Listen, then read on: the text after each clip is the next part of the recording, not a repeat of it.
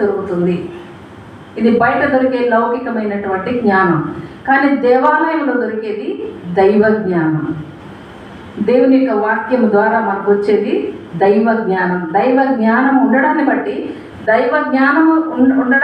లోకంలో ఏ విధంగా మనం జీవించాలి, ఇతరులతో మన ప్రవర్తన ఏ విధంగా ఉండాలి అనేది వాక్యం మనకు నేర్పిస్తూ ఉన్నది.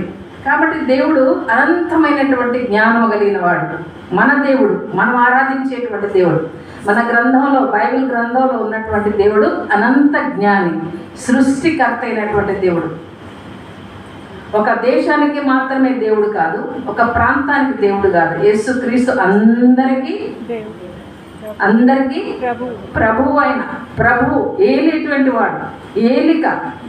ఆయన మనల్ని చేసినటువంటి మన దేవుడు, మన రక్షకుడు, మనల్ని ఏలేవాడు, మన తండ్రి. ఆయన సమస్తం, ఆయనకు మనకున్నటువంటి రిలేషన్షిప్ ఇది ఉన్నది, ఇది లేదని లేదు. ఆయనే మనకు స్నేహితుడు, ఆయనే మనకు కుమారుడు, ఆయనే మనకు తండ్రి, ఆయనే మనకు తల్లి, ఆయనే సృష్టికర్త, ఆయనే రక్షకుడు, ఆయనే విమోచకుడు. సమస్తము ఆయన యందు గుప్తమై ఉన్నవి, జ్ఞానము ఆయన యందు గుప్తమై ఉన్నాయి. కాబట్టి మీలో ఎవరికైనా జ్ఞానము లేకపోతే నన్ను అడగండి, నేను ఇస్తాను అన్నాడు. ఎందుకంటే ఆయన దగ్గర ఏముంది? జ్ఞానం ఉన్నది. ఆయన జ్ఞానముతో ఈ భూమిని, ఆకాశాన్ని, మనకు కనబడేటువంటి సకల సృష్టిని కూడా ఆయన సిద్ధం చేసినటువంటి వాడు. శూన్యములో నుండి పదార్థం అనేది లేనటువంటి సమయంలో ఆయన కలుగును కాకంటే ఆయన జ్ఞానములో నుండి ఈ యొక్క సమస్తం కూడా వచ్చినట్టుగా మనం గమనిస్తూ ఉన్నాం. ఆయన జ్ఞానాల గురించి చెప్పుకునేంత గొప్పతనం నాలో లేదు. నాకు అంత గొప్ప భాష, అంత మంచి ఇది నాకు లేదు. కానీ బైబిల్ గ్రంథ వాక్యానుసారంగా నేను చెప్తున్నాను. అంటే దేవుడు మనకి ఇచ్చినటువంటి వాక్యాన్ని బట్టి ఆయన అనంత జ్ఞాని అని మనం చదువుకుంటున్నాం. అలాగే ఇంకా జ్ఞానవంతుడైనటువంటి వ్యక్తులు దైవ గ్రంథంలో చాలామంది మనకు కనిపిస్తారు.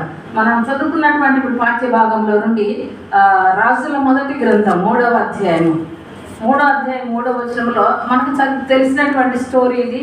పిల్లలకు ఇంగ్లీష్ నాన్ డీటెయిల్స్లో ఎక్కువగా కనిపిస్తుంటుంది. సొలొమోను రాజు గురించినటువంటి జ్ఞానము.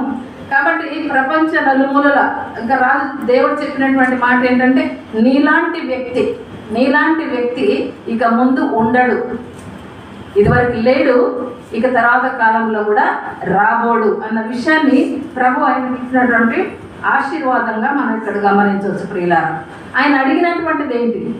నీకేం కావాలి? అంతకుముందు ఆయన దేవుని ఆరాధించాడు, బలులు అర్పించాడు, దేవుని స్తుతించాడు. ఆ రాత్రి ప్రభు యొక్క దర్శనాన్ని బట్టి ప్రభు మాట్లాడుతున్నటువంటి మాట ఏంటంటే, నీకేం కావాలో